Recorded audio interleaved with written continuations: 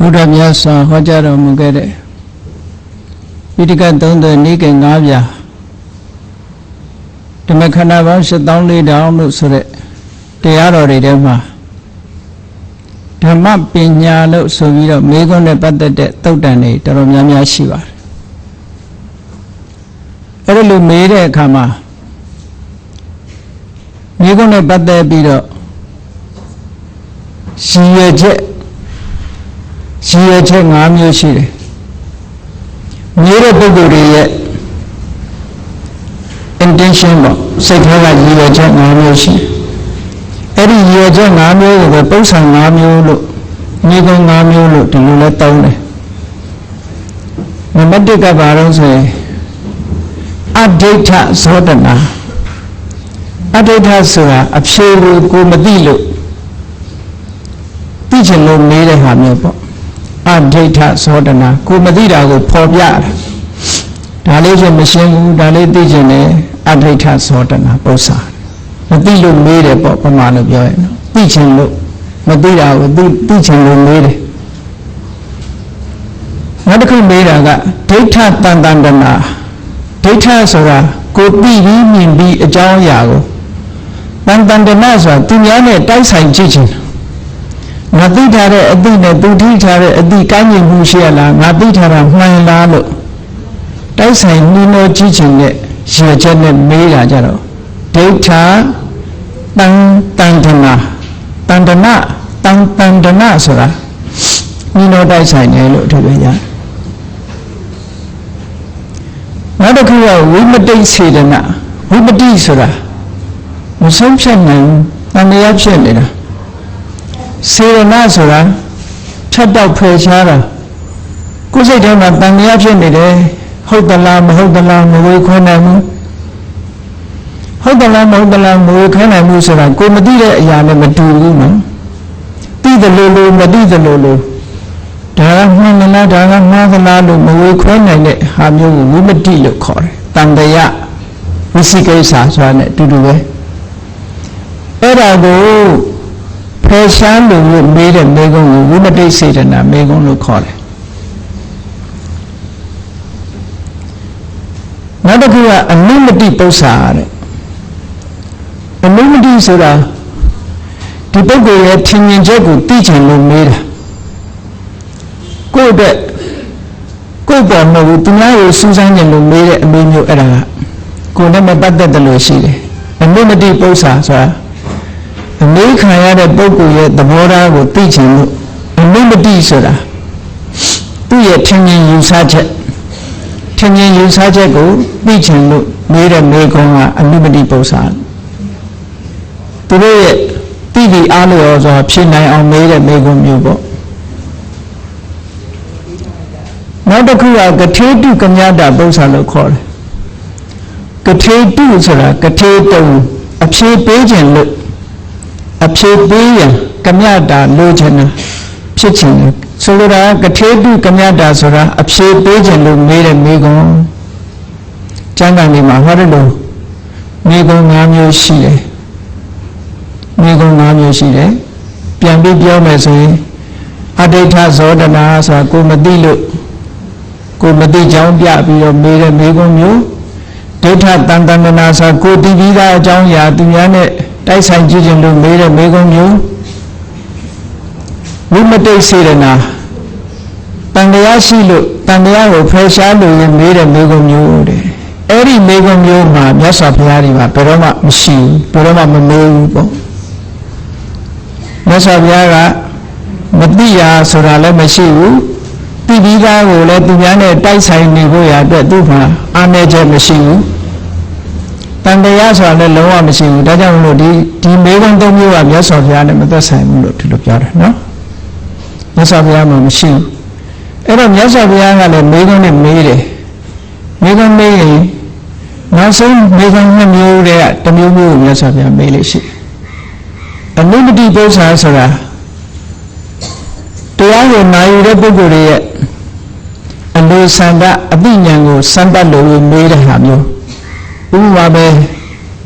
သမထလက္ခဏာတုတ်ထဲမှာရူပံနေဆံဝါအနိစ္စံဝါယဟန်တို့ယုတ်တရားဟာနေဆာလားအနိစ္စလားဒါယဟန်ရဲ့အသိဉာဏ်ကိုမေးတဲ့သဘောပဲယုတ်ဟာနေဆာလားအနိစ္စလားဆိုဒီမေးခွန်းမျိုးဟာဒါအနုပတိပု္ပ္ပာလို့ခေါ်တယ်ယဟန်ရဲ့အလိုဆန္ဒအလျော်စွာရှင်းလင်းအောင်မေးတဲ့မေးခွန်းမျိုးနောက်ကထေတုကမြတာဆိုတဲ့ပု္ပ္ပာမြတ်စွာဘုရားတွေမေးလို့ရှိတယ်ကထေတုကမြတာဆိုတာအဖြေပေးမလို့မေးတဲ့မေးခွန်းဗမာစကားမှာလည်းပြောလို့ရှိတယ်လေဒါဘာလဲဆိုတော့ဟုတ်လားဘာလဲဆိုတော့သူမေးခွန်းလေးမေးလိုက်တာသူကသူအဖြေပေးမယ်လေဒါဘာကြောင့်လဲလို့ဆိုရင်ဆိုတော့ဟောကိုယ့်ကိုအဖြေပေးဖို့မေးတဲ့မေးခွန်းမျိုးအဲ့ဒီမေးခွန်းမျိုးကကထေတုကမြတာပုံစံလို့ခေါ်တယ်ရသော်ဘုရားမှာလည်းတမ္ပပဒံတရား၄ပါးရှိတယ်တမ္ပပဒံတရား၄ပါးဆိုတာဘာတွေလဲဟောဒီလို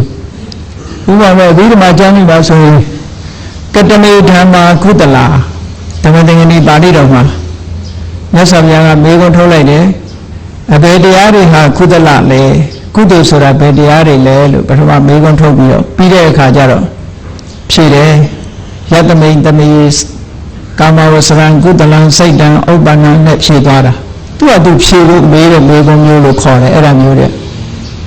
အဲ့တော့ဘုရားမြတ်စွာရဲ့တရားဒေသနာတော်တွေထဲမှာဒီလိုမေးခွန်းနဲ့ပတ်သက်တဲ့ဟာတွေအများကြီးရှိတာအထူးသဖြင့်ရှင်သာရိပုတ္တရာနဲ့ရှင်ကုဋ္ဌိကတို့ရဲ့မေးဖြေခန်းတွေအများကြီးရှိတယ်ဘုန်းကြီးတို့စုဆောင်းလိုက်တယ်ဆိုလို့ရှိရင်ဘုန်းကြီးတခါလေတော့စိတ်ကူးမိတယ်အဲ့ဒါကိုဓမ္မပညာဆိုပြီးတော့မေးခွန်းတွေနဲ့အဖြေတွေကိုသူ့တိုင်းတိုင်းစုပြီးတော့စာအုပ်တော့ရောက်တယ်ဆိုရင်မိလင်္ကာပညာကျမ်းကြီးလောက်ကြီးလာနိုင်တယ်ပေါ့အဲ့ဒီဘုရားမြတ်စွာဟောတဲ့တရားတော်တွေလဝေဒနာနဲ့မဟာဝေဒနာနှစ်ခုခွဲထားဝေဒနာဆိုတဲ့အဓိပ္ပာယ်ကမိဘမေးတဲ့ပုဂ္ဂိုလ်ကရှင်းမှတ်ပြီးတော့ထပ်ထပ်မေးတယ်အဲမေးခွန်းနဲ့ပတ်သက်တယ်မေးခွန်းမေးလိုက်အဖြေရတော့စိတ်ထဲကရှင်းမှတ်ပြီးနောက်ထပ်မေးခွန်းတစ်ခုထပ်မေးအဲ့ဒါလို့အမေးဖြေတုတ်တန်တွေကိုဝေဒနာတုတ်လို့ခေါ်တာရှိတယ်သုလဝေဒနာတုတ်နဲ့မဟာဝေဒနာတုတ်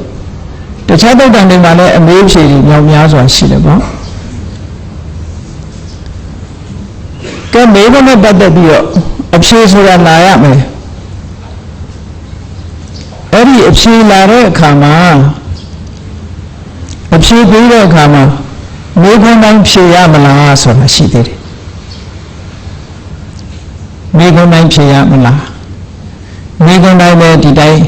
အဖြေပေးရမလားဆိုတာ ਨੇ ပတ်သက်လာလို့ရှိရင်တော့သူကပု္ပ္ပာရဲ့ဗျာကရဏအဖြေပေးရတဲ့ပု္ပ္ပာအမျိုးအစားဆိုပြီးတော့ထပ်ပြီးတော့ခွဲတာရှိတယ်နံပါတ်1ကဧကန္တဗျာကရဏိယတဲ့ခုနနီးနဲ့မေးခွန်းနဲ့မေးလာတယ်တချို့မေးခွန်းကိုတော့ဒါဟုတ်လားမဟုတ်ဘူးလားဆိုရင်ဟုတ်တယ်သို့မဟုတ်ဘူးတစ်ထစ်ချဖြေရမယ်မေးခွန်းမျိုးအဲ့ဒါမျိုးလည်းရှိတယ်အင်္ဂလိပ်လိုတော့ yes no question ပေါ့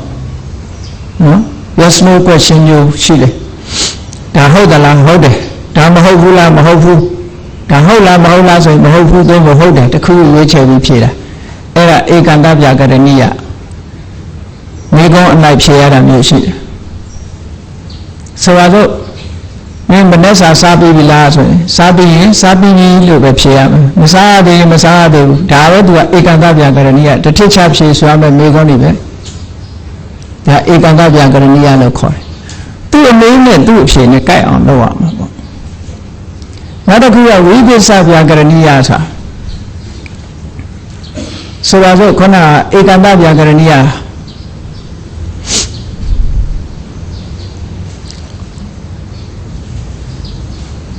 ရုပ်ဟာမမြဲဘူးလားလို့မေးမယ်ဆိုလို့ရှိရင်ရုပ်ဟာမမြဲဘူးဒါဒီကိစ္စဖြစ်ရဟုတ်တယ်ရုပ်ဆိုတော့မမြဲဘူးဒါဆိုရုပ်တိုင်းဟာမမြဲဘူးအနိစ္စဒါဧကန္တဗျာကရဏိယပုံစံခေါ်တယ်ဝိပဿနာဗျာကရဏိယကြတာအဲ့လိုမဟုတ်ဘူးခွဲပြီးမှဖြေရမခွဲတဲ့လုံးဖြေလို့မရဘူး yes no နဲ့ဖြေလို့မရဘူးလို့ဆိုလို့ရမိုက်ကျမ်းတွေမှာမေးတာတွေတော်တော်များများဝိပဿနာဗျာကရဏိယတွေပါတယ်ပေါ့ဆိုပါစို့ဒါဖြင့်မမြဲတဲ့သဘောတရားဟာရုပ်လားလို့မေးမယ်မမြဲတာကရုပ်တယ်မကဘူးလေဝေဒနာလည်းမမြဲဘူးသင်ညာလည်းမမြဲဘူးသင်္ခါရလည်းမမြဲခွဲဖြေရတော့မှအဲ့လိုကြတော့မမြဲတဲ့တရားဟာရုပ်လားလို့ဆိုတာမမြဲတဲ့တရားတိုင်းရုပ်တာမဟုတ်ဘူးလေဝေဒနာလည်းမမြဲဘူးသင်ညာလည်းမမြဲဘူးသင်္ခါရလည်းမမြဲဘူးဝေဒနာလည်းမမြဲဘူးလို့ဟောခွဲခြားပြီးတော့ဖြေဆိုရမယ်မိကုံးမျိုးတွေတဲ့အဲ့ဒါဝိပဿနာဗျာကရဏိယပညာလို့ခေါ်တယ်နောက်တစ်ခုမိကုံးကိုကြည့်ပြီးတော့တချို့မိကုံးကြတော့ counter question လို့ခေါ်တယ်မေးလာသူကိုပြန်မေးရမေးလာသူကိုပြန်မေးရမေးလာသူကိုပြန်မေးပြီးတော့မှဖြေလို့ရတယ်ဥပမာဆိုတော့ဒီမေးကုန်းကgeneralမေးကုန်းကြီးဖြစ်နေတယ်generalမေးကုန်းကြီးဖြစ်နေရင်ဘာဆိုလို့တာတော့ပြန်မေးရအဲ့ဒီလိုမမေးလို့ရှိရင်အဖြေပေးရင်မှားသွားမယ်ပေါ့ပြန်ပြီးတော့သူကမေးကိုမေးရတယ်ဘာကိုပြောချင်တာလဲဘာကိုဆိုလိုချင်တာလဲဆိုတဲ့အခါကျတော့မှသူ့ရဲ့ဆိုလိုရင်းအဘောကိုသိမှပြန်ဖြေရတယ်အဲ့ဒါကပฏิပု္ပ္ပာဗျာကရဏိယလို့ခေါ်တယ်ပြန်ပြီးတော့မေးခွန်းထုတ်ပြီးမှဖြေရတယ်ဘာဖြစ်လို့လဲ သူမေးတဲ့မေကုန်းကြီးကချင်းတော်ဖြစ်ပြီးတော့ညာလုံးအားကြီးနေတယ်ပေါ့အဲ့ဒါကြတော့ဘာကိုရည်ရွယ်တာတော့လို့ဆိုတဲ့တန်တရာပါတိတမျိုးကိုပြန်ပြီးတော့ပြောရမေးပြီးတဲ့အခါကျတော့မှဖြေတယ်ဒါကပฏิပု္ပ္ပာပြကရဏီယလို့ခေါ်တယ်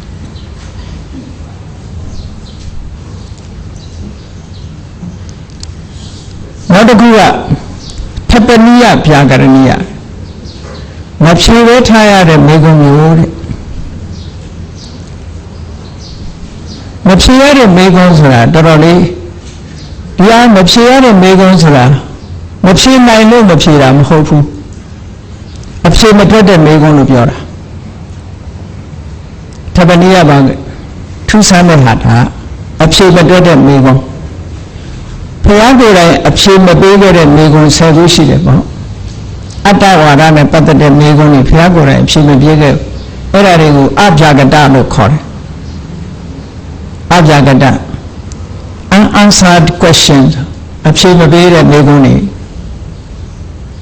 တတ္တဝါသိပြီးရင်ဖြစ်သေးသလားတတ္တဝါသိပြီးရင်မဖြစ်တော့ဘူးလား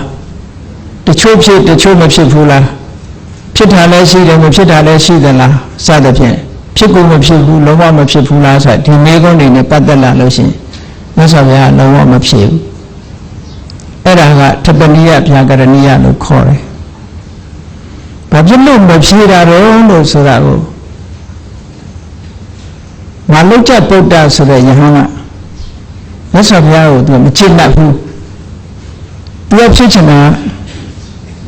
သိရင်သိတယ်ရှင်းရှင်းဖြေမသိရင်မသိဘူးပဲဖြေ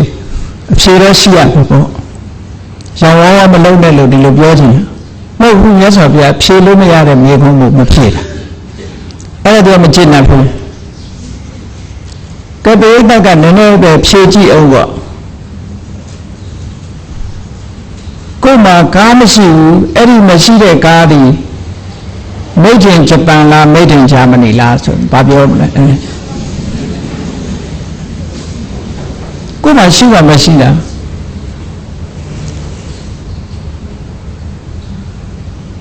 အဲ့ဒါမျိုးပေါ့မြတ်စွာဘုရားကလည်းအတ္တကိုလက်မခံတဲ့အတွက်ကြောင့်အတ္တကိုကင်ပြီးတဲ့မေးခွန်းတွေမှမများအတ္တဟာမြဲသလားဆိုလည်းမဖြေဘူးမမြဲဘူးလားဆိုလည်းမဖြေဘူးဒါဆိုဘုရားအနေနဲ့အတ္တရှိမှမရှိတာဖြေလိုက်ရင်ကြည်လက်ခံမိတာဖြစ်တော့အဲ့ဒီ question နဲ့ပတ်သက်ပြီးတော့ဥဒိယတုတ်ဆိုတာရှိတယ်အဲ့ဒါကိုနိုင်ငံသားတွေ Western scholar ဘုရားရှင်နဲ့ပတ်သက်ပြီးရေးတဲ့ပုဂ္ဂိုလ်တွေကမှားပြီးတော့ဘာသာပြန်ထားရတယ်ရှိတယ်မှားပြီးဘာသာပြန်ပြီးတော့မှားပြီး criticize လုပ်ထားတယ်မေကုံကဘာလို့ဆိုရင်အဋ္ဌိအတ္တနတ္ထိအတ္တဒီမေကုံလေးနှစ်ခု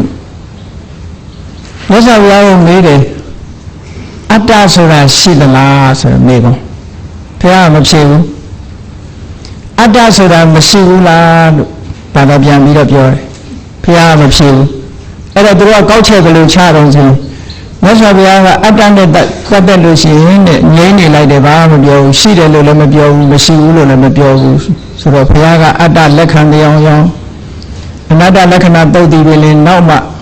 ဘုန်းကြီးတွေကတီထွင်ထားတဲ့အောင်နေလျှောက်ပြီးရေးကြပြောကြသူတို့ translate လုပ်တာမှားနေတယ်အဋ္ဌိနတ္ထိဆိုတဲ့သဘောကသူက philosophical term နေဒီဟာတွေကတာမန်ရှိမရှိပြောတာမဟုတ်ဘူးအဋ္ဌိဆိုတာအမြဲတမ်းရှိနေတာကိုပြောတာအဲ့တော့အတ္တဒီထာဝရအမြဲရှိသလားလို့မေးတာဟောဘာသာပြန်လို့ဟာမကြလို့ရှိရင်သူကသွားရော does atta exist ဒီလိုဆိုလိုတာမဟုတ် atta exist forever ထာဝရရှိနေတဲ့အရှိလားလို့မေးတာအဲ့ဒါဘာကိုမေးတာတော့ဆိုရင်တတ္တဒိဋ္ဌိကိုမေးတာအတ္တကိုကင်မေးတာဖြစ်သည့်အတွက်ကြောင့်ရှိသလားဆိုတာကိုယ်ကမှအတ္တလက်ခံမထားသည့်အတွက်ကြောင့်ရှိသလားဆိုရင်လည်းဘယ်လိုလုပ်ဖြစ်ထာဝရမြဲသလားလို့ဆိုရင်လည်းဘယ်လိုလုပ်ဖြစ်ဖြေစရာမရှိဘူးဘာလို့ဆိုကိုယ့်ရဲ့အယူဝါဒမှာအတ္တဆိုတာမရှိဘူးနတ္ထိအတ္တကလည်းပဲအတ္တဒီထာဝရမရှိတော့တာလားဆိုတာဟောဥစ္စေတဝါဒမိခွန်းအဲ့ဒါ does not exist forever ဒီလိုဘာသာပြန်အောင်မှာတာမန်ရှိမရှိကိုမေးတာမဟုတ်ဘူး ဘာနဲ့ဥပမာတူလို့ဆိုရင်အတ္တသည်သာဝရမြဲသလားအတ္တသည်သာဝရမမြဲဘူးလားဟောဒီမေကုန်းနှစ်ခုမေးတာအဲ့တော့အတ္တသည်လို့ကြိုင်မေးလာပြီးအတွက်ကြောင့်ခုနကကိုယ်မှမရှိတဲ့ကားသည်ဟုတ်လားဂျပန်လောက်ကားလားစက်မှုစုံထုတ်ကားလားဘယ်လိုလုပ်ဖြစ်ကိုယ်မှမရှိတာဖြစ်လို့မရဘူးသာသမီမထွန်းကားတဲ့အမျိုးသမီးရဲ့သားသည်အယတ်ထွားသလားအယတ်ပုသလားဆိုဘယ်လိုလုပ်ဖြစ်သာသမီကမရှိပါဘူးလို့ဆိုရဲမရှိတဲ့သာသမီကိုအယတ်ထွားသလားအယတ်ပုသလားလို့မေးတဲ့မေးခွန်းကဘယ်လိုလုပ်ဖြစ်လို့မရဘူးတဲ့အဲ့ဒါမျိုးကိုဆိုလိုတယ်အဲ့တော့မြတ်စွာဘုရားကတတ္တဝါသည်တည်ပြီးတော့ဖြစ်သေးသလားဆိုဘုရားကတတ္တဝါသည်ဆိုတဲ့ question ကိုမှားနေတတ္တဝါသည်ဆိုတာကိုမစဉ်းစားဘူးအဲ့တော့တည်ပြီးတော့ဖြစ်သေးသလားဆိုတဲ့မေးခွန်းကဖြေလို့မရတဲ့မေးခွန်းပဲဖြေလိုက်တာနဲ့တပြိုင်နက်ဖြစ်သေးတယ်လို့ဆိုရင်တတ္တဝါလက်ခံသွားပြီမဖြစ်ဘူးဆိုလည်းတတ္တဝါလက်ခံသွားပြီခုနလည်းအဋ္ဌိမတ္တိနှစ်ခုစလုံးကိုလက်ခံနိုင်ရင်အတ္တကိုလက်ခံပြီးသားဖြစ်သွားတယ်လေဒါကြောင့်မလို့မဖြေတာတဲ့အဲ့ဒါကထပနိယဗျာကရဏိယလို့ခေါ်တယ်အဲ့ဒါကြောင့်မလို့မိကုန်းနဲ့ပတ်သက်လာလို့ရှိရင် intention နဲ့ပတ်သက်ပြီး၅မျိုးရှိတယ်ဖြေဆိုရမယ့်မိကုန်းရဲ့ပုံစံက၄မျိုးရှိတယ်တဲ့အဲ့တော့မိကုန်းမေးတဲ့ပုဂ္ဂိုလ်တွေနဲ့အကြောင်းတွေကတခါရေးထားတာရှိသေးတယ်ပေါ့သိချင်လို့မေးတာနော်သိချင်လို့မေးတာမသိလို့မေးတာဟောမေးရမှမသိလို့မေးတာမေးတိုင်းလို့မေးတာမမေးတိုင်းဖက်နဲ့မေးတယ်နဲ့ဆိုပြီးတော့အမျိုးမျိုးရှိသေးတယ်ပေါ့ဘာပဲဖြစ်ဖြစ်ဒီဘုရားရဲ့တရားဓမ္မနဲ့ပတ်သက်ပြီးတော့စူးစမ်းလေ့လာပြီးမိကုန်းနဲ့မေးတယ်ဆိုတာပညာတံဝတ္တနိကပฏิပဒါလို့ခေါ်ပါတယ်ဘဝမှာပညာကြီးခြင်းရဲ့အကြောင်းကမေးခွန်းမေးတာပါခုခေတ်ကပညာဌာနဆိုပြီးတော့ပညာအလှူတာဟာပညာကြီးခြင်းအကြောင်းလို့ပြောကြတယ်ဘုန်းကြီးတို့စာပေထဲမှာပါတာပညာကြီးခြင်းရဲ့အကြောင်းကဘာတော့ဆိုရင်တဲ့တကျွမ်းနားလည်တဲ့ပုဂ္ဂိုလ်တွေကိုစိကပ်ပြီးတော့ဒါလေးဘယ်လိုမှတ်ရမလို့ပြဒါကဘယ်လိုနားလည်ရမလို့နဲ့ကုသိုလ်ဆိုတာဘာခေါ်တာလဲအကုသိုလ်ဆိုတာဘာခေါ်တာလဲဒီလိုမေးခွန်းတွေမေးတာဒီပင်ပညာတံဝတ္တနိကပฏิပဒါလို့ပြောတယ်စာပေထဲမှာအဲ့ဒါလို့ပါတယ်နော်အဲ့တော့မေးတာဟာပညာတိုးတက်ခြင်းရဲ့အကြောင်းတစ်ခုပဲတဲ့ဒါကြောင့်မလို့မေးခွန်းများစီစဉ်ထားတဲ့အတိုင်းမေးလို့ရပါတယ်ဘုန်းကြီးကမေးခွန်းမေးတဲ့အခါမှာမေးခွန်းတွေအားလုံးကို challenge လုပ်နိုင်တာဘုရားတစ်ပါးပဲရှိတယ်နော်ဘုရားတစ်ပါးကိုပြချမ်းသာမှုလေးတစ်ခုပြောပြမယ်မြတ်စွာဘုရားကမေးခွန်းမေးပြရစေလို့လာတောင်းပန်လို့ရှိရင်ပု္ပ္ပယထာခင်ခတိတဲ့ကြိုက်တာမေးစမ်းဒါချက်လက်လို့ချုပ်ချက်ပထားဘူးမြတ်စွာဘုရားများကြတော့ပု္ပ္ပယထာခင်ခတိယထာခင်ခတိမကြိုက်တာမေးဒါဘုရားပြောရှင်သာရိပုတ္တရာတော့အဲ့လိုမပြောဘူးရှင်သာရိပုတ္တရာတို့ကြဘယ်လိုပြောလို့ဆိုပု္ပ္ပသုတ်တဝါဇာနိတ္တမမေးပါတဲ့မိကုန်းကိုသိပြီးတဲ့အခါမှာဖြေနိုင်မဖြေနိုင်သိပါမယ်တဲ့ဒါရှင်သာရိပုတ္တရာစတဲ့ယဟန်တွေရဲ့ပဋိညာဉ်ပေးတဲ့စကားဘုန်းကြီးတို့ကအဲ့လောက်တော့ပဋိညာဉ်ပေးလို့မရသေးဘူးနော်မြည်ကြည့်ပါပေါ့ဖြေနိုင်လို့ရှင်ဖြေမှာပေါ့ဒီလိုပဲထားအောင်ဟုတ်ကဲ့လားခြေတော်စုံကိုဥခတ်၍ယူသေးလေးမြတ်စွာဖြင့်လျှောက်ထားပါသည်ကျေးဇူးတော်ရှင်ဆရာတော်ဖေဟာဖျားရီတော်တို့ဓမ္မပြုဟာလူပုဂ္ဂိုလ်များဆိုင်ရာဓမ္မစာပေသင်တန်းကျောင်းတွင်ဝိသုဒ္ဓိမဲ့တတိယစဉ်၌တက်ရောက်သင်ကြားလျက်ရှိသောအဘိဓမ္မာသင်တန်းသူတဦးမှဤမေကွန်းမေးထားပါသည်ဖေဟာတန်တရားမှမကျွတ်လွတ်ခင်ဖြစ်လျာဘဝတိုင်း၌လူဖြစ်ပါကအတိအလိမ္မာကိုချင်းစာတရားဉာဏ်ပညာအမျှော်မြင်ရှိပြီးတရဏဂုံတည်သောခေါင်းဆောင်မိသားစုဆွေမျိုးမိတ်ဆွေလက်အောက်ငယ်သားတို့နှင့်သာဆုံတွေ့နိုင်ရန်မိတို့သောကုသိုလ်ကိုပြုကျင့်ရန်လိုအပ်ပါသည်အရှင်ဘုရားတဲ့မေးထားတာဖြစ်ပါတယ်ဗျာအဲ့ဒါနဲ့ပတ်သက်ပြီးတော့မြတ်စွာဘုရားဟောထားတယ်သင်္ခါရုပပတ္တိတုတ်လို့ထင်တယ်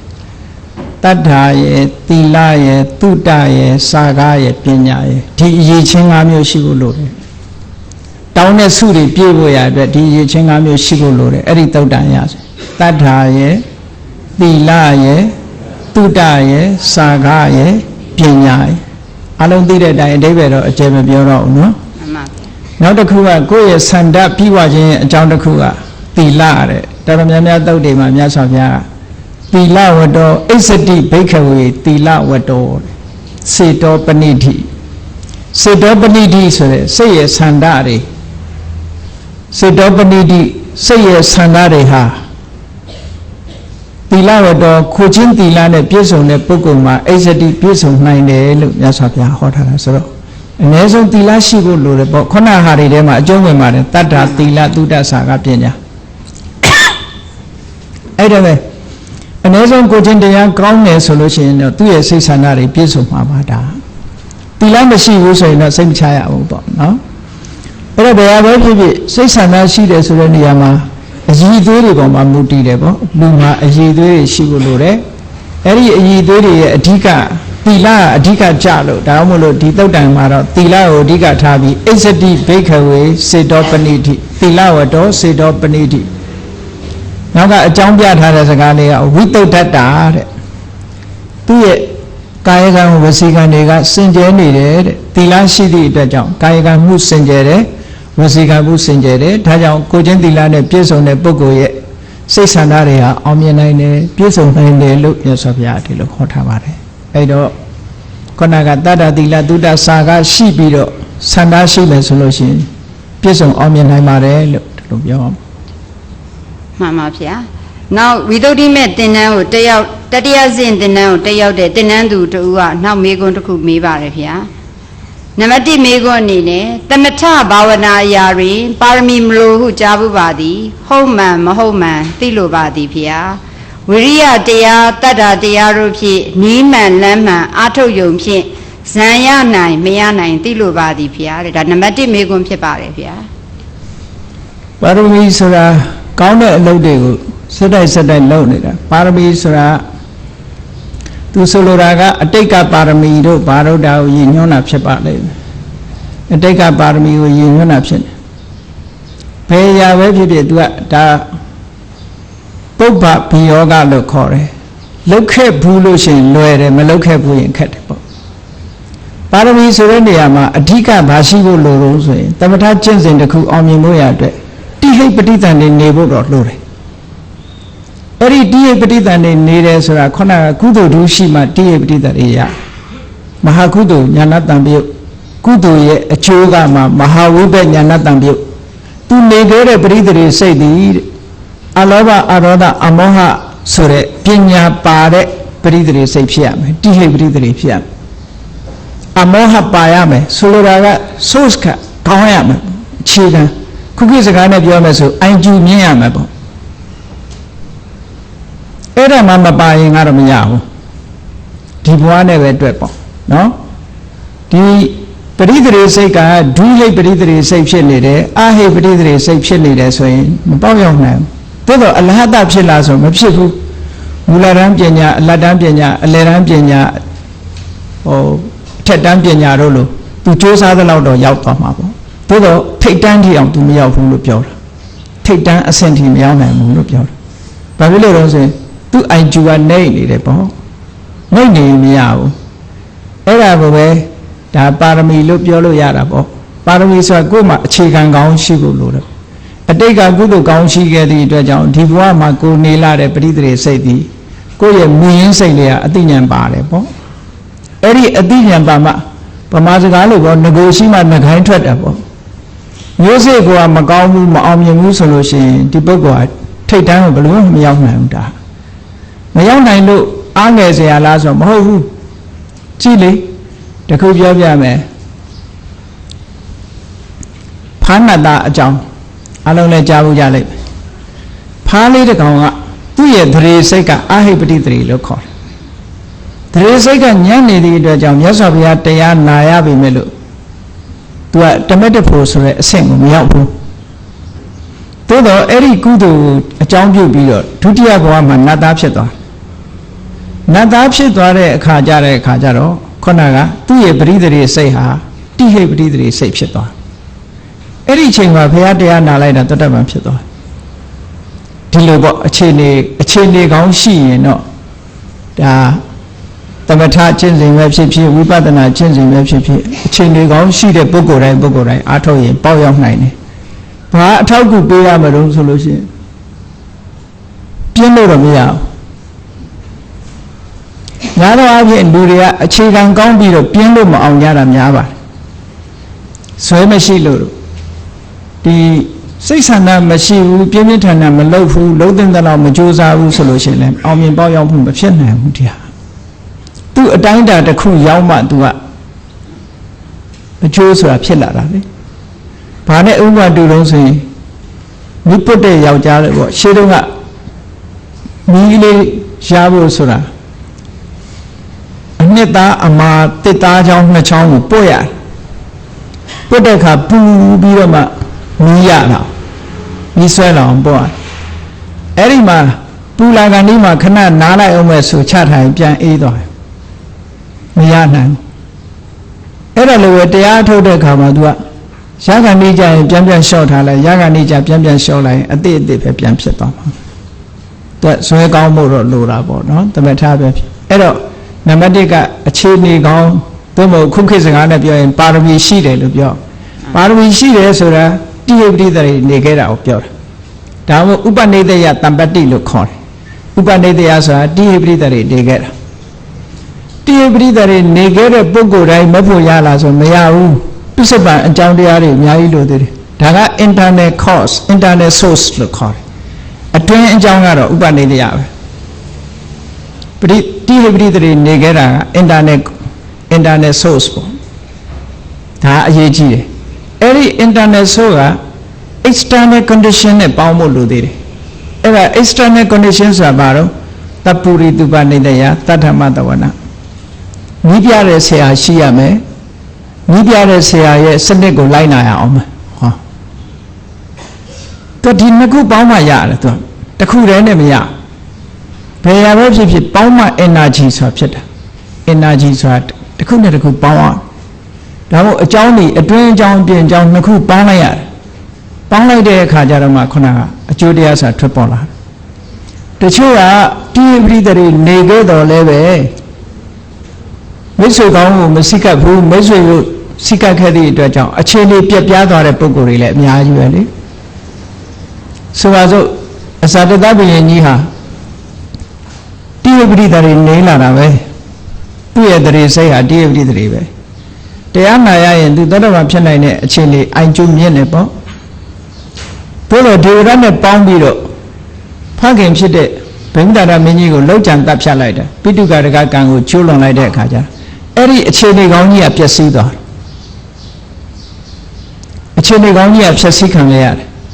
ဒါကြောင့်မို့တာမညဖလားတုတ်တရားဟောတော့နာတဲ့အခါမှာ तू ကသောတာပန်မဖြစ်တော့မဖြစ်ရုံနဲ့မကဘူး तू ကတည်တဲ့ခါကျတော့ပိဋကရကကံအကြောင်းမလို့ငရဲကျသွားသေးတယ်သို့တော့တတ္တမှုတော့ရသွားတယ်အဝိဇ္ဇငရဲမှာနှစ်ပေါင်းများစွာခံရမဲ့အစာလောဟကုံကြီးငရဲမှာတတ္တမှုလေးတော့ရသွားတယ်ပေါ့ဒီလိုလေးတွေရှိတယ်ပေါ့အဲ့တော့ဒီပါရမီရှိတော်ညာလေဒီနှစ်ခုကြောင့်ကိုယ့်ရဲ့ပါရမီအခြေအနေကောင်းတွေပျက်စီးသွားနိုင်တယ်တဲ့အဲ့ဒီနှစ်မျိုးကိုမှတ်ထားဖို့လို့နံပါတ်1ကပါပမိတ်တပါပမိတ်တဆိုတဲ့ထဲမှာနီးမလောင်မပေးတာလဲပါပမိတ်တပဲမမှန်ကန်တဲ့နီးတွေပေးရင်ပါပမိတ်တဖြစ်မှာပဲဥပမာသမထကျင့်စဉ်တရားကိုမှန်ကန်တဲ့နီးလမ်းမပေးဘဲနဲ့မှားမှားယွင်းယွင်းပေးရင်လည်းအောင်မြင်မှာမဟုတ်ဘူးလေအဲ့တော့ပါပမိတ်တဆိုတာမကောင်းတဲ့မိတ်ဆွေနဲ့ပေါင်းသိမှုပေါင်းသိတဲ့ဆိုတာဆရာတင်တာကိုပြောတာเนาะဒီနေရာမှာပါပမိတ်တနဲ့ပေါင်းကိုယ့်ရဲ့ဒီအခြေအနေကောင်းဟာပျက်စီးသွားတယ်နောက်တစ်ခုကဘာလို့ဆိုကရိယာပရိဟာနိကရိယာပရိဟာနိဆိုတာကိုလုံးရမယ့်အလုံးရဲ့လှုပ်ဆောင်မှုမရှိတာလှုပ်ဆောင်မှုလေဟင်းတာဒါကကိုယ့်ဘက်ကဆိုင်အဲ့တော့ internal နဲ့ external ပေါ့ပါပမိတ်တဆိုတာ external condition ကရိယာပရိဟာနိဆိုတာ internal condition ပဲ internal condition ရဲ့ချို့ယွင်းသွားတာ failure of action failure of practice လောက်ရမယ့်ဟာတွေမလုပ်တာ တချို့တရုတ်ပုဂ္ဂိုလ်တွေရှိကောင်းရှိမယ်အများကြီးရှိနိုင်တယ်တရုတ်ပုဂ္ဂိုလ်တွေသို့တော့လောရမယ့်အတိုင်းအတာတစ်ခုဒီဂရီတစ်ခုပြည့်စုံအောင်မလုပ်သည့်အတွက်ကြောင့်မတရားဖို့တရားမရတာရှိတယ်အဲ့တော့အချင်းချင်းအပြင်ပြောမယ်ဆိုရင်လုံနေတာကိုတောက်အောင်ပဲနော်စ조사ဖို့ဟာအဓိကတာဒီလိုဆိုလို့ခုနကပါပမိတ်တာနဲ့ပေါင်းပြီးလို့ကိုယ်အခြေအနေကောင်းတွေပြည့်စည်သွားတာမျိုးလည်းမဖြစ်အောင်နေဖို့လိုတယ်ပေါ့အဲ့ကရိယာပရိဟာနိဆိုတဲ့နေရာမှာနှစ်ခုရှိတယ်ဆရာရဲ့ချွေရင်းချက်ပုတ်တပည့်ရဲ့ချွေရင်းချက်နှမျိုးယူလို့ရတယ်မြတ်စွာဘုရားနဲ့ပတ်သက်လာရင်ဆရာဘက်ကချွေရင်းချက်မရှိဘူးတပည့်ဘက်ကပဲချွေရင်းချက်ရှိဒီပြနေရာကျတော့ဆရာဘက်ကလည်းချွေရင်းချက်ရှိနိုင်တယ်တပည့်ဘက်ကလည်းချွေရင်းချက်ရှိနိုင်တယ်နော်ကရိယာပရိဟာနိကလည်းနှစ်ခုယူတယ်သူကအစာတတကြီးကရိယာပရိဟာနိဖြစ်သွားတာပိဋကရကကံကျွလွန်လိုက်တာဒီကရိယာပရိဟာနိပဲသူလုံးတဲ့ဘက်ကနေပြီးတော့ဆုံးရှုံးနေတာသွားမှုပဲပေါ့အဲ့လိုရှိပါတယ်ကဲနောက်တစ်ခုနောက်မိကွန်းတစ်ခုအနေနဲ့အဲ့ဒီသင်္นานသူကပဲထပ်မေးပါတယ်ဖေ။ဝိပဿနာဘာဝနာအရာမှာပါရမီပြည့်မှမဲ့ဖို့ရသည်ဟုကြားဖို့ပါသည်ဖေ။မိမိကိုယ်ကိုပါရမီပြည့်ပြီဟုမိကဲသို့သိနိုင်မသိနိုင်သိလို့ပါသည်ဖေတဲ့။ပါရမီမှာတာမုံမီတာမရှိဘူးနဲ့ထူပါ။ဟုတ်သိချိန်နဲ့ကရိယာလိုဟာမျိုးရှိမှမထည့်ဘူးနော်။မှန်ပါ။အဲ့တော့အဲ့ဒီဘက်ကမစင်စားပဲနဲ့ကိုဘာလုပ်ရမယ်ဆိုတာကိုစဉ်းစားပြီးလုပ်ကြိုက်နေခြင်းဟာဒါမှန်ကန်တယ်လို့ထင်ပါတယ်နော်ဟိုအတိုင်းအတာတစ်ခုကိုကြည့်မနေပဲနဲ့ကိုယ်တန်တာမှာစိတ်ဘလောက်ဖြူစင်းနေပြီလဲကိုယ်စိတ်ကိုချင်းတရားဘလောက်ကောင်းလဲကိုချင်းတရားပေါ်ကောင်းရင်စိတ်ဘလောက်ဖြူစင်းပြီလဲငါတန်တာမှာကြည်မြတ်စွာဘုရားဟောတာလေစိတ်တ ानु ပတနာတို့ကိုယ်စိတ်လေးကိုအမြဲတမ်းရှုနေ contemplations of consciousness contemplations of mindငါစိတ်လေးထဲမှာရာဂတွေဖြစ်နေသလားဒေါသတွေဖြစ်နေသလားသိပြီးတော့ရာဂဖြစ်ရင်မဖြစ်အောင်ကြိုးစားဖို့ဒေါသဖြစ်နေရင်ဖြစ်အောင်မဖြစ်အောင်ကြိုးစားဖို့ဒါအဓိကကြပါတယ်နော်ဟိုဟာတွေကတန်တရားတွေနဲ့အလုံးမဖြစ်ဘူးတဲ့အဲ့တော့အဲ့ဒီဘက်ကတော့စဉ်းစားဖို့မလိုတော့ပါဘူးစဉ်းစားနေမယ်ဆိုရင်အလုံးလင့်ဖေးပြီးတော့ကိုလုံးရမယ့်အလုံးကိုအချိန်ဖြုံးတာနဲ့အတူတူပဲပေါ့ပါရမီရှိလားမရှိဘူးလားမဲ့ဖို့နိဗ္ဗာန်ရမှာလားမရဘူးလားစဉ်းစားစရာမလိုဘူးလမ်းကြောင်းရှိရင်ရှောက်ဖို့ပဲကြည့်လေဟိုမယန်းကုန်းကနေပြီးတော့ရွှေကုန်းဘုရားသွားတဲ့လမ်းသိနေရှောက်တာလာခဲ့ကားမတွေ့လဲရှောက်တာလာခဲ့အချိန်တန်တော့ရောက်လာမှာ2 နာရီရှောက်ရမယ်ဆိုရင်2 နာရီဆိုရင်ရောက်လာမှာပဲလေဟုတ်တယ်မဟုတ်လား2 နာရီရှောက်ရမယ်ခရီးဆိုရင်1 နာရီတည်းနဲ့တော့ပြန်လှည့်မသွားနဲ့ပေါ့မရောက်ဘူးပေါ့အဲ့ဒါလိုပဲပါရမီပြည့်လားမပြည့်လားမပြောနဲ့ရှောက်တာရှောက်ကျင့်စရာရှိတာဆက်တာကျင့်ပြီးတော့အဲ့ဒါလိုကျင့်ရင်သူကသူပြည့်လာမှာပဲနောက်မိကွန်းတစ်ခုဆက်မိပါတယ်ဖေ။အញ្ញံဆုံးပါရမီပြည့်ရန်မိကဲ့သို့ကျင့်ကြံနေထိုင်ရပါမည်တဲ့ဖေ။အဲ့ဒါလည်းခုနလိုပဲကျင့်ကြံကြုတ်ကိုအားထုတ်အောင်ခုနလိုဥပမာပဲဆိုတော့ဘာပါရမီလိုချင်တာလဲပေါ့ဒါနပါရမီဖြည့်ချင်တာဆိုလို့ရှိရင်တော့များများလှူပေါ့ဗျာဟုတ်တယ်မဟုတ်လားလှူတဲ့အလေးကျင့်လေးလှုပ်ထားပေါ့ကိုယ်ပါမနေ့မိုးလင်းနဲ့အစပြီးတော့ကိုဒါလှူရဲဆိုတာအများကြီးလှူမှလှူတာမဟုတ်ဘူးမနေ့မိုးလင်းနဲ့အစပြီးတော့ပန်းလေးကောက်ပြီးဖျားတင်မယ်ရေချမ်းလှူမယ်စီမီကပ်မယ်လမ်းသွားလမ်းလာတွေကိုစားတဲ့ထက်ကပေးမယ်သုံးပုံတန်ဃာတွေဆွမ်းလောင်းမယ်ဒါနဘက်ကိုစိတ်ညွတ်ပြီးလုပ်နေရအဲ့ဒါဆိုရင်တော့ပါရမီပြည့်လာဒါနပါရမီပြည့်လာဒါနပါရမီပြည့်တာနဲ့သီလပါရမီပြည့်ဦးမှမဟုတ်သေးဘူးဖြည့်အောင်သီလဘက်ကလည်းမှန်ပါဗျာဒါသီလပါရမီပြည့်ုံနဲ့ခန္တီပါရမီတို့ပြည့်ဥမှမဟုတ်သေးဘူးနော်အဲ့တော့မြတ်စွာဘုရားဖြည့်တယ်လို့ပါရမီ10ပါးကိုအဆင့်3ဆင့်ထားပြီးဖြည့်ဖို့လိုတာပေါ့ပထမဒါနပါရမီဆိုရင်ပထမကိုယ့်ရဲ့ပြင်ပပစ္စည်းတွေကိုလှူတာဒါနပါရမီကိုယ့်ရဲ့ခန္ဓာကိုယ်မှာရှိတဲ့သွေးသားလှူတာထိအောင်ကဒါသီလဒါနဥပပါရမီကိုယ့်ရဲ့အသက်ထိအောင်လှူနိုင်လို့ရှိရင်ဒါနပရမတ္ထပါရမီလို့အဲ့ဒါလို့အဆင့်3ဆင့်ခွဲပြီးဖြည့်မယ်ဆိုရင်တော့ပြည့်သွားမှာပါ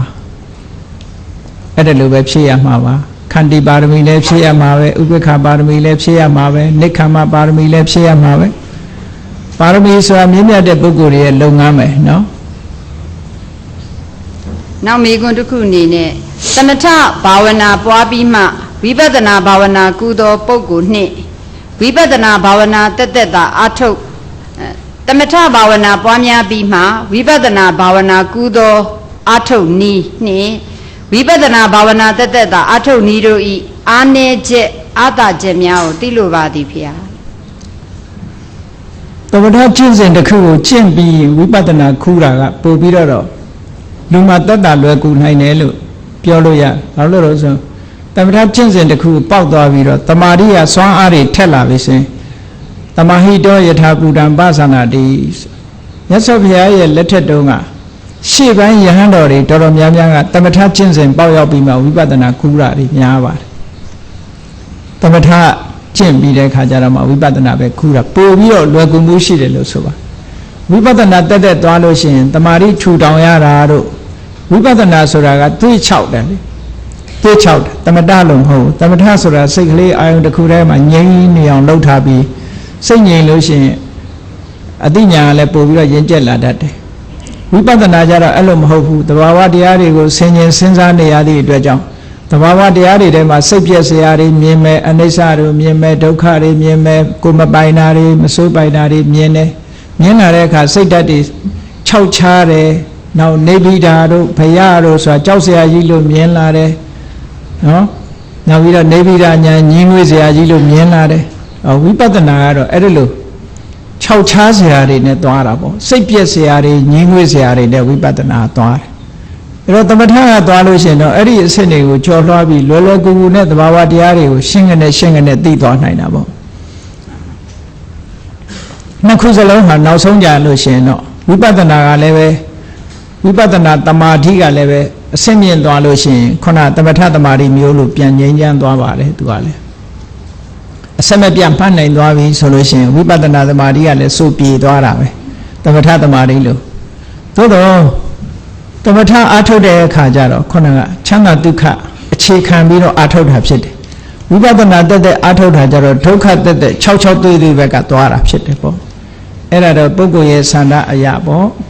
ကိုကြိုက်တဲ့လမ်းကနေရွေးပြီးတော့ရှောက်အောင်မှာပဲကုန်းကြောင်ရှောက်ချင်တာလားဂါစီးချင်တာလားတခုခုပေါ့နော်အဲ့တော့ဘယ်လမ်းကသွားရောက်ဖို့ရကတော့သင်္ခါရတရားတွေရဲ့မမြဲတဲ့သဘောတွေကိုဆင်ញင်ပြီးတော့လောဘဒေါသမောဟဆိုတဲ့ကိလေသာတွေကုန်ဖို့အဓိကကြတယ်ပေါ့နောက်တစ်ခုတတိထားစရာအချက်ကလေးတစ်ခုကသမထနဲ့ပတ်သက်တဲ့တမာတိနဲ့ဝိပဿနာတမာတိမတူဘူးဆိုတာလေးကိုတော့တတိထားဖို့လိုတယ်ပေါ့ဘုန်းကြီးတို့ဒီဟိုနေတော့ကိုရီးယားဘုန်းကြီးတစ်ပါးလာမေးတယ်သူမေးတဲ့မေးခွန်းကတော့သူကတမဟိတောယထာဘူတံပဇာနာတိလို့မြတ်စွာဘုရားဟောတယ်တဲ့တမာတိရှိမှယထာဘူတဉာဏ်ရတယ်လို့ဟောတယ်တဲ့အခုတချို့ကဝိပဿနာတက်တက်လုံးလို့ရှိရင်အောင်မြင်တယ်လို့လည်းပြောကြတယ်ပေါ့သူကသမထမပါဘဲနဲ့ဝိပဿနာဖြစ်တယ်ဆိုတာ तू မယုံကြည်ဘူးလို့ तू ကပြောတယ်အဲ့တော့သမထဆိုတဲ့အဆင့်ကဘယ်ထိအောင်ပြောရမလို့ဆိုလို့ရှိရင်သမထဆိုတဲ့အဆင့်ဒီအပ္ပနာဇံထိအောင်သွားတာလားသို့မဟုတ်ဥပ္ပစာရအစီသွားတာလားတမာတိက2မျိုးရှိတယ်သမထကျင့်စဉ်ကိုကျင့်တဲ့အခါမှာဥပ္ပစာရတမာတိအဆင့်ကနေဝိပဿနာခူးတာရှိတယ်ဟောသို့မဟုတ်အပ္ပနာဆိုတဲ့ဇံရပြီးတဲ့နောက်မှာဝိပဿနာခူးတာရှိတယ်အဲ့ဒီနှစ်ခုစလုံးဟာတမာတိကိုထူထောင်ပြီးတော့မှဝိပဿနာပဲခူးတာအဲ့လိုမဟုတ်ဘဲနဲ့ဝိပဿနာအာယုန်တစ်ခုကိုတန်းပြီးတော့ရှုမှတ်တာလေတနည်းသင်္ခါရအာယုန်တွေကစပြီးတော့ရှုမှတ်တာသမထကျင့်စဉ်ကိုဒီတမာတိအဆင့်တွေမရောက်အောင်ကျင့်အဲ့တော့သမထနှစ်ခုဟာတမာတိနှစ်ခုဟာမတူဘူးဆိုတာကိုမှတ်ထားဖို့ရသမထရဲ့တမာတိရဲ့သမထတမာတိရဲ့အာယုန်ဒီပညာဝိပဿနာတမာတိရဲ့အာယုန်ဒီပရမတ်ဆိုတာအဲ့ဒါမတူတာကိုတတိထားဖို့လိုတယ်ပေါ့ဟောဆိုတော့သမထမှာရှိတဲ့တမာတိတရားကပညာကိုအောင်ပြုတာပညာပေါ်မှာစိတ်ကိုငြိမ်အောင်လုပ်ထားတာအဲ့ဒါကသမထတမာတိဝိပဿနာတမာတိဆိုတာကြတော့မဟုတ်ဘူးပရမတ္ထတရားပေါ့ပရမတ္ထတရားဆိုတာအစဉ်ရွေးရှားနေတဲ့ဖြစ်ပြီးပြက်နေတဲ့သဘောတရားတွေအဲ့ဒီဖြစ်ပြီးပြက်နေတဲ့သဘောတရားတွေပေါ်မှာစိတ်ကိုထားတယ်ဆိုတာထားတဲ့စိတ်ကလည်းဖြစ်ပြက်နေမှာပဲသူကဟောအာယုံကဖြစ်ပြက်နေတာမဟုတ်ဘူးစိတ်ကလည်းဖြစ်ပြက်နေတာနှစ်ခုစလုံးမှာရွေးရှားနေတာဆိုတာကိုသိလားအဲ့ဒါကဝိပဿနာတမာတိ ဝိပဿနာတမာတိဒီအသိဉာဏ်ကဥဆောင်သွားတယ်တမထတမာတိကြတော့ပညာပေါ်မှာပဲတည်ငြိမ်နေတယ်သူကဒါမို့ဝိပဿနာတမာတိက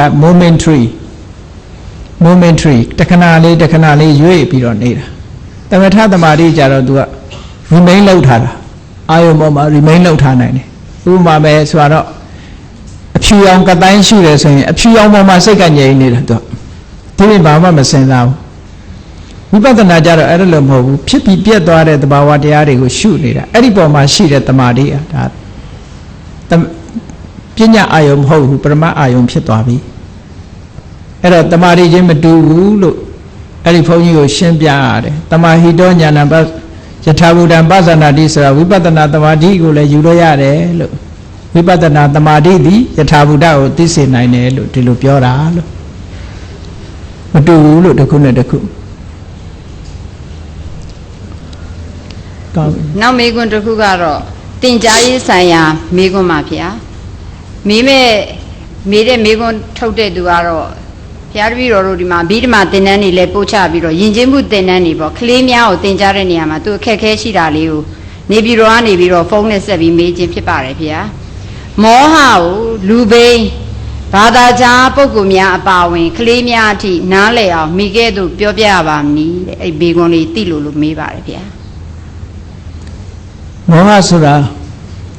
လုံးတဲ့နာကိုမလုံးတဲ့ဘူးလို့ထင်နေတာမလုံးတဲ့နာကိုလုံးတဲ့တယ်လို့ထင်နေတာဒါမောဟအမှန်မသိတဲ့မောဟဆိုတာ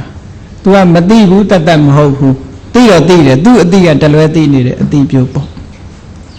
အဲ့ဒါကိုပဲတွေးဝေတယ်လို့ဒီလိုပြောတာအမှန်မသိဘူးဆိုတာလုံးတဲ့နာကိုမလုံးတဲ့ဘူးလို့ထင်တယ်မလုံးတဲ့နာကြတော့လုံးတဲ့တယ်လို့ထင်တယ်အဲ့ဒါလို့ထင်မြင်နေတဲ့သဘာဝရဲ့အရှိတိုင်းသိတဲ့အတိကနေတလွဲထင်းနေတဲ့ဟာဒါမောဟပဲပေါ့မောဟလို့ပဲယူရမှာပါဘာဖြစ်လို့လဲဆိုတော့ဉာဏ်ပညာကြတော့ဓမ္မနံယထာဘူတသဘာဝပฏิဝေဒလက္ခဏောသဘာဝတရားတွေရဲ့အရှိအမှန်တိုင်းသိတာကပညာလို့ပြောအဲ့တော့အရှိအမှန်တိုင်းမသိဘဲနဲ့တလွဲသိနေလို့ရှိရင်ဒါမောဟပဲတဘာဝတရားကရှိနေတာတစ်ခုသူကသိနေတာတစ်ခုဒီလိုလွဲမှားနေတဲ့အသိမျိုးတွေကိုဒါမောဟလို့ခေါ်တာပါမောဟသမားကသူကဘာလှုပ်လိုက်တလွဲဖြစ်သွားတတ်တယ်ပေါ့မောဟရှိနေလို့ရှိရင်ကိုကဒါထင်လို့လှုပ်လိုက်တယ်ဖြစ်လာတာတခြားဖြစ်လာတယ်ဟောဒါလှုပ်တဲ့နာနဲ့မလှုပ်တဲ့နာကိုမှန်မှန်ကန်ကန်မသိဘူးမသိသည့်အတွက်ကြောင့်မလှုပ်တဲ့နာကိုလှုပ်မိတယ်လှုပ်တဲ့နာကိုမလှုပ်မိဘူးဆိုတဲ့မှားမှားယွင်းယွင်းနေဖြစ်တာဒါမောဟလို့ခေါ်ပါတယ်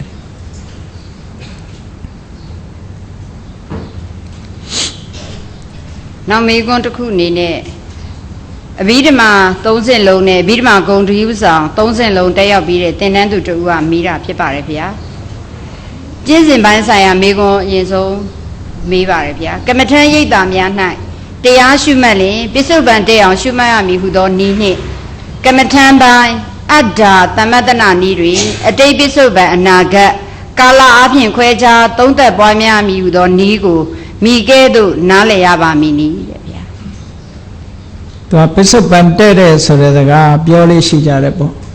အဲ့ဒီပစ္စုပန်တဲ့တဲ့ဆိုတဲ့စကားဒီအတိတ်ကိုမရှုရဘူးအနာဂတ်ကိုမရှုရဘူးဆိုတဲ့အတိတ်ပဲလည်းမယူရပါဘူးအလုံးဟာပစ္စုပန်တဲ့တဲ့ဆိုတဲ့သဘောတရားကဒီဖြစ်နေလို့ရှိရင်ဖြစ်လာတဲ့အခိုက်မှာသိဖို့ကပို့ပြီးတော့အရေးကြီးပါတယ်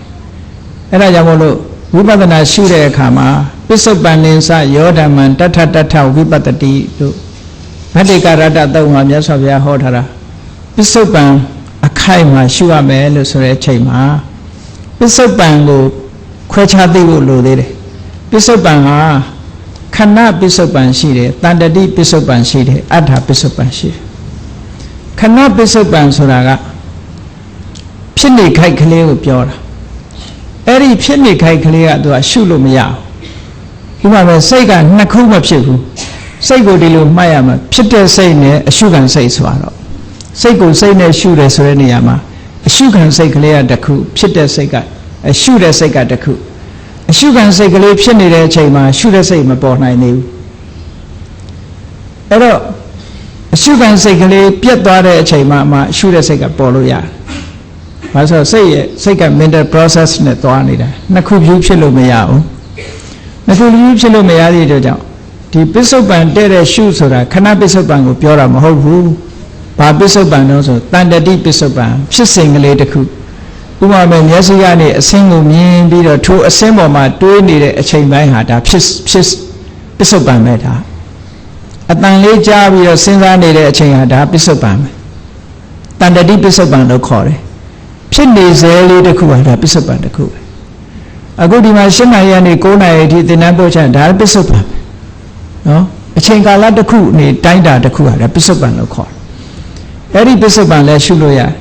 နောက်ပြင်ငါကြရတာအတိတ်ဖြစ်သွားပြီဟုတ်တပည့်နောက်တရက်ကျတော့အတိတ်ဖြစ်သွားပြီဒီလိုဖြစ်မှာအဲ့တော့ပစ္စုပန်ဆက်ဆိုတာအခုလက်ရှိတန်တတိပစ္စုပန်တို့အတ္တပစ္စုပန်တို့ဒီနည်းကနေပြီးတော့တန်တတိပစ္စုပန်ကိုရှုနိုင်ပြီးတော့ဖြစ်အရှုခံစိတ်နဲ့ရှုမှတ်တဲ့စိတ်ဟာနှစ်ခုဟာကတ်နိုင်တယ်များကတ်သွားလို့ရှိရင်ဈာထဲမှာကိလေသာမညတ်တော့ဘူးပေါ့မညတ်ဘူးနောက်ကြမှသိတယ်ဆိုရင်ဈာထဲမှာအများကြီးကွာသွားပြီပေါ့ဆိုလိုတာကဝီထိတစ်ခုနဲ့တစ်ခုပေါ့အာယုံကိုသိတဲ့ဝီထိကတစ်ခုပြန်ပြီးတော့မှတ်တဲ့ဝီထိကတစ်ခုအဲ့ဒီဝီထိနှစ်ခုဒီဈာထဲမှာကိလေသာညတ်တာမရှိတော့ဘူးဆိုလို့ရှိရင်ဒါပစ္စုပန်တဲ့သွားပြီလို့ဒီလိုပြောလို့ရပါတယ်သို့တော့ခုနကလိုတဲ့ကြီးမဟုတ်ဘူးအဲ့ဒါတန်တတိပစ္စုပန်သာဖြစ်နိုင်တယ်အဲ့ဒါပစ္စုပန်ဟိုတဲ့ခဏပစ္စုပန်မျိုးမဖြစ်နိုင်ပါဘူးခဏပစ္စုပန်မျိုးမဖြစ်နိုင်ဘူးဆိုတော့မျက်စိကမြင်လို့မြင်သည့်စိတ်တွေရဲ့ process ဝီထိကတစ်ခုသွားတယ်အဲ့ဒါကိုပြန်ပြီးတော့ရှုတဲ့စိတ်က process ကတစ်ခုသွားတယ်အဲ့ဒီကြားထဲမှာမြင်ပြီးတဲ့နောက်မှာตาရတာလောဘတွေဖြစ်တယ်မုန်းပြီးတဲ့ဒေါသတွေဖြစ်တယ်ဆိုတာတွေမဖြစ်ရအောင်မြင်ပြီးတာနဲ့တပြိုင်နက်သူကနောက်ကလိုက်လာရှုမှတ်တဲ့စိတ်ကနောက်ကကတ်လိုက်လာဒီ process ပြီးရင်နောက် process ဒီရှုမှတ်တဲ့စိတ်ဖြစ်သွားအဲ့ဒါဆိုရင်ဈာထဲမှာကိလေသာမညတ်တော့အဲ့ဒါကိုပဲပစ္စုပန်တဲ့တဲ့လို့ပြောတာနော်ကိုလိုကြီးတဲ့တဲ့ကြီးမဟုတ်ဘူးဒီလိုနားလည်ရမှာဝိသီနဲ့ပစ္စုပန်တဲ့တဲ့ဆိုတာဈာထဲမှာကိလေသာခိုးမသွားရအောင်ညက်မသွားရအောင်ရှုတယ်အဲ့ဒီအဆင့်ရောက်သွားပြီဆိုလို့ရှိရင်ရှေ့ကဖြစ်နောက်ကသိဘုဂုတ်ဆရာကြီးပြောတာလို့ရှေ့ကဖြစ်ပြနောက်ကမက်ဆိုတာလေမှန်ပါအဲ့ဒါမျိုးကိုဆိုလိုတာပေါ့နော်ပစ္စုပန်တဲ့တဲ့ရှုတယ်ဆိုနောက်မေကွန်းတစ်ခုအနေနဲ့ကတ္တဗဘုရားရှင်လက်ထက်ကယဟန်တစ်ပါးသည်အနှစ်2000ယဟန်တရားအထုတ်ခဲ့တော်လဲတေဂန်နီ၌မြက်ပင်တို့ကိုမတော်တဆနှုတ်မိသောဝီနည်းပြစ်ကိုအမှတ်ရ၍ဖျားနှစ်စုကြားကာလပတ်လုံးနဂါးဖြစ်ရခြင်းမန္လိကာမိဖုရားတေဂန်နီ၌ကောသလမင်းကြီးအားမူသားပြောခဲ့မိသည်ကိုအမှတ်ရ၍9ရက်ငရဲကြခဲ့ရခြင်းတိတ်တယဟန်တေဂန်နီ၌မိမိသင်္ကန်းကိုဆွဲ၍9ရက်တန်းဖြစ်ရခြင်းတို့တွင်သေးငယ်သောအပြစ်ချင်းတူပါလျက်အဘဲ့ကြောင့်မြစ်ပင်နှုံးမိသောယဟန်ကအချိန်ကြာမြင့်စွာတိရစ္ဆာန်ဖြစ်ရပါသည်နည်းတဲ့ဗျာသူကဒါလေးကဖြစ်နိုင်တဲ့အကြောင်းလေးတစ်ခုကိုပြောတာဒီပုဂ္ဂိုလ်ရဲ့အရေးချင်းတွေကမတူဒီပုဂ္ဂိုလ်မှာရှိနေတဲ့အရေးချင်းတွေတို့ပတ်ဝန်းကျင်အခြေအနေတွေချင်းကမတူကြဘူးပုဂ္ဂိုလ်တယောက်နဲ့တယောက်ဟာတူတယ်လို့သွားတိုင်းလို့မရဘူးလေအခုဒီသင်္นานတက်နေကြတဲ့ပုဂ္ဂိုလ်တွေတောင်မှတယောက်နဲ့တယောက်အရေးအသွင်းချင်းသဘောချင်းတူလို့မရဘူးကိုယ်ပြခြားနာမှုတွေအများတန်းရှိနေတယ်အဲ့ဒီမတူတဲ့သဘောတွေကိုတူတယ်လို့သွားပြီးတော့ယူဆလို့ရှိရင်မှားသွားနိုင်တယ်ပေါ့မတူဘူးအဲ့တော့မတူတဲ့ဒီပြင်အခြေအနေတွေကိုထည့်သွင်းပြီးတော့စဉ်းစားရမှာခုနကတော့နှစ်2000ရန်တရားအထုတ်ပြီးတဲ့အခါမှာငကားဘုံရောက်သွားတဲ့ကိုရောကငကားဘဝကအသက်ရှည်တဲ့ဘဝမျိုးရောက်သွားသည့်အတွက်ကြောင့်ပြီးတော့ငကားဘဝကလည်း तू ကဟိုတပိုင်းကနတ်ငကားဆိုတော့ तू ကစီစဉ်ချမ်းသာတစ်ဖက်ကရှိပြီးသားရှိနေတဲ့အနေအထားတစ်ခုပေါ့အဲ့ဒီလိုအနေထားရှိတဲ့ဘုံဘဝရောက်သွားတော့သူ့ရဲ့ life span အတိုင်း तू ကသွားတော့တာ तू ကကံနေမကဘူးသူတို့ကြတော့စိတ်ဥတုအာဟာရတွေရောဖန်တီးလာတာအဲ့ဒီဘဝကဟောတန်းဖြစ်တဲ့ကိုယ်တော်ကြတော့သူ့ရဲ့အခြေအနေတန်းဆိုတာတက်တန်းတူရှည်တဲ့ဘဝမဟုတ်ဘူးတူတဲ့ဘဝသူ့ရဲ့ဗီဇရောက်လာတဲ့ဘဝရဲ့အခြေအနေကလည်းထည့်ပြီး consider လုပ်ရမယ်စဉ်းစားရမယ်နောက်ပြီးတော့မန္လိကာမိဘုရားကြီးငရဲကြတယ်ငရဲဆိုတဲ့သဘောကသူကငရဲမှာတက်တန်းမရှိဘူးမှန်ပါဗျာတက်တန်းမရှိဘူးဆိုတာကံဒီသူတို့ရဲ့တက်တန်းပဲသူကနော် သူကံရဲ့အရှိန်ကုန်တာနဲ့တပြိုင်နက်ချက်ချင်းလွတ်တယ်ကံအရှိန်မကုန်သေးဘူးဆိုဆက်သွားနေမှာပဲသူကဘယ်တော့မှမသေးဘူးတဲ့ယာဝကမ္မနခိယတိနဗျံတိဟောတိကံမကုန်သေးတဲ့မြတ်ဘယ်တော့မှမသေးဘူးငယ်ရဲ့ဘလောက်ညှင်းဆဲဘလောက်ဒုက္ခတွေရောက်ကံမကုန်သေးရင်မသေးဘူးလို့ဆိုတာအဲ့တော့ကံဒီငယ်ရဲ့သူက life span ပဲတက်တန်းတစ်ခုပဲအဲ့တော့လူမှာခုနကအကြောင်းတစ်ခုတည်းကိုမကြည့်ပဲနဲ့တခြားအခြေအနေကောင်းတွေအခြေအနေမကောင်းတာတွေအများကြီးရှိတယ်လို့ဒါကိုကြည့်ရမယ်အဲ့တော့ကံနဲ့ပတ်သက်လာလို့ရှိရင်အင်္ဂုတ္တတွေကလောနကပံလတုတ်ဆိုတာထည့်သွင်းပြီးတော့စဉ်းစားရတယ်လောနကပံလတုတ်သူလည်းကောင်းတာလုပ်တာပဲငါလည်းကောင်းတာလုပ်တာပဲသူလည်းမကောင်းတာလုပ်တာပဲငါလည်းမကောင်းတာလုပ်တာပဲအကျိုးပေးခြင်းကြတော့တူတယ်လို့တော့ပြောလို့မရဘူးရာဇဝမှုတစ်ခုကျူးလွန်တာတောင်မှပဲလွတ်ချင်တဲ့ကောင်လွတ်သွားတယ်ဟုတ်တယ်ခံရတဲ့လူခံရတယ်လေဘာလို့လဲဆိုအခြေအနေချင်းမတူဘူးပေါ့ဆိုပါစို့မကောင်းမှုပြုလုပ်ထားခြင်းရာဇဝမှုကျူးလွန်ညာခြင်းတူရင်တယောက်ကပတ်စံတတ်နိုင်တယ်တယောက်ကပတ်စံမတတ်နိုင်ဘူးဆိုတော့သူပတ်စံအခြေအနေကပေးသွားတယ်ဟောသူကြတော့ရက်တူတူနဲ့လွတ်သွားပတ်စံမတတ်နိုင်တဲ့လူချက်ပိုးခံရပြန်ဒါအခြေအနေခေါ်တယ်ဒါတွေကအဲ့ဒါလိုပဲလောနကပံလတုတ်မှာဘာဟောထားတော့ဆိုမြတ်စွာဘုရားစားခဲလေးတစ်ခုကိုတဲ့ဖန်ခွက်ထဲမှာရှိတဲ့ရေထဲဖန်ခွက်ထဲအတိုင်းတာမှာရှိတဲ့ရေလေးထဲမှာအဲ့ဒီစားခဲတစ်ခုကိုထည့်လိုက်လို့ရှင်အဲ့ဒီရေဒီတဲ့တောက်မရအောင်ငွန်သွားနိုင်တယ်တဲ့သို့တော့အဲ့ဒီစားခဲကိုပဲရေကန်ကြီးတဲ့မြစ်ထဲမှာထည့်လိုက်မယ်ဆိုရင်ဘာရှိသေးဘာရှိတော့ဘာရလာမှမပေါ်တော့အဲ့ဒါလိုပဲလူမှာတချို့ပုဂ္ဂိုလ်တွေကကောင်းတာတွေလှုပ်ထားတာတွေကအများကြီးမကောင်းတဲ့အကုသိုလ်မတော်တဆလုံးမိအောင်သူကြပျောက်သွားမဝင်လာတော့တချို့ကြတော့ကောင်းတာကမရှိဘူးမကောင်းတာတွေကများနေတယ်ဆိုရင်ခုနစားခဲရေကဟိုတဲ့နဲ့ဖန်ခွက်ထဲကရေထဲထည့်လိုက်တယ်လို့ပဲသူကြတော့ပိုးခံရဘာလို့လဲဆိုရင်သူ့မှာအခြေအနေကောင်းနေမရှိဘူးအဲ့ဒီသဘောတွေကိုထည့်စဉ်းစားကြည့်လိုက်မယ်ဆိုလို့ရှိရင်ကံကအကျိုးပေးတယ်ဆိုတဲ့နေရာမှာလည်းပဲအခြေအနေတွေပေါ်မှာမူတည်တယ်လို့ဒီလိုခြေတဦးနဲ့တဦးဟာဒီ situation မတူဘူးပေါ့မတူရင်အကျိုးပေးတာချင်းလည်းမတူနိုင်ဘူးပေါ့ဒီလိုဆိုရမှာပေါ့နော်ကျေးဇူးတင်ပါတယ်ဗျာဘုရားတပည့်တော်များဉာဏ်မမီတဲ့အတွက်ကြောင့်တန်တရားတွေဝင်နေတာကိုကျေးဇူးတော်ရှင်ဆရာတော်ဘုရားဖြည့်ရှင်းပေးတာဘုရားတပည့်တော်တို့ဉာဏ်လည်းရှင်းပါပြီဗျာကျေးဇူးလက်ဒီနေ့ဘုရားတပည့်တော်တို့မေခွန်း၈ပုတ်မေးခွင့်ရပါတယ်ဗျာအချိန်တိုင်းတာလဲ9နာရီပြည့်ပါပြီဗျာဘုရားတပည့်တော်များကိုသင်တန်းသိန်းနာလေးချင်းမြင်ပေးပါဗျာဆရာတော်ဘုရားဘလို့သင်တန်းသိမ်းပါမယ်ဗျာဆရာမကြီးအစီအစဉ်လေးတစ်ခုနဲ့လုပ်လိုက်လေအစီအစဉ်တစ်ခုဘာလုပ်လဲမေတ္တာပို့လိုက်မေတ္တာဆရာတော်ဘုရားထုံးတာဟုတ်သင်တန်းသိမ်းရှစ်ပူတာလေးဆရာတော်ဘုရားမေတ္တာကောင်းကဲမေတ္တာပို့လေးလိုက်ဆိုပြီးတော့ဒီနေ့အခမ်းအနားပြီးကြရအောင်ပေါ့နော်အားလုံးမေတ္တာမတက်ကလေးတွေရက်ပေးပါအောင်လောက်ကလေးတွေရှိတတ္တဝါများစွာဘေးရန်ကွာချမ်းသာကြပါစေတတ္တဝါများစွာဘေးရန်ကွာချမ်းသာကြပါစေမေတ္တာရေချမ်းသုံးငါဖြံငြိမ်းချမ်းကြပါစေမေတ္တာရေချမ်းသုံးငါဖြံ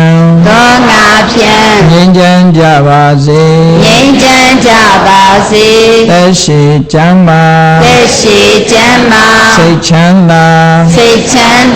လူရဆန္ဒပြေပါစေသက်ရှိကျမ်းမာစိတ်ချမ်းသာလူရဆန္ဒပြေပါစေအားလုံးကျမ်းမာကြပါစေသာဓုဗုဒ္ဓမြတ်စွာလေးပူဇော်အောင်နော်ဗုဒ္ဓမြတ်စွာလောင်းလျာတို့ငါနောက်ဆုံးအထိပါရမီ လူနဲ့များစွာချမ်းသာ၏အသက်ပေး၍ဖြည့်ခဲ့သည်ဗုဒ္ဓမြတ်စွာသာသနာတွေ့တော်ငါပါအသက်ဆုံးစေမည်နောက်မဲ့ဆုပ်ပေါင်းခုလိုတွေ့လို့ကုသိုလ်ရေမို့ကြိုးစားမည်ဗုဒ္ဓံတရဏံကိသာမိဓမ္မံတရဏံကိသာမိသံဃံတရဏံကိသာမိမင်္ဂလာပေါင်းနဲ့ပြည့်စုံကြပါစေကိုယ်စိတ်နဲ့ကျမ်းမာချမ်းသာကြပါစေသက်ရှိကျမ်းမာစွာဖြင့်သူတော်ကောင်းတရားများစတဲ့တဘူဝါတုအာထုတ်ကျင့်ကြံနိုင်ကြပါစေ